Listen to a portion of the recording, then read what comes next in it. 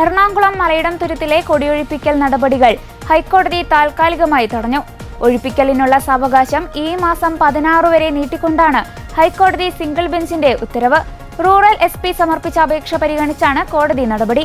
ഒപ്പം അതുവരെ പെരുമ്പാവൂർ മുൻസിഫ് കോടതി ഈ വിഷയത്തിൽ മറ്റ് ഉത്തരവുകളൊന്നും പുറപ്പെടുവിക്കരുതെന്നും ഹൈക്കോടതി നിർദ്ദേശിച്ചിട്ടുണ്ട്.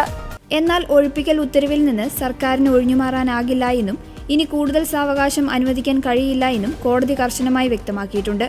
മലയിടം തുരുത്ത് ഒഴിപ്പിക്കലിനായി ഈ മാസം 9 വരെ ഹൈക്കോടതി നേരത്തെ സർക്കാരിന് സമയം അനുവദിച്ചിരുന്നു.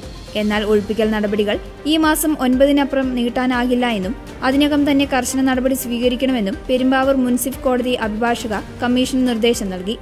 മുൻസിഫ് കോടതിയുടെ നിലപാടോടെ കുടിയൊഴിപ്പിക്കൽ നടപ്പാക്കാൻ പോലീസ് സംരക്ഷണം തേടി അഭിഭാഷക കമ്മീഷൻ കത്തു നൽകി. ഈ അടിയന്തര സാഹചര്യത്തിലാണ് വിഷയം വീണ്ടും ഹൈക്കോടതിക്ക് മുന്നിലെത്തിയത്.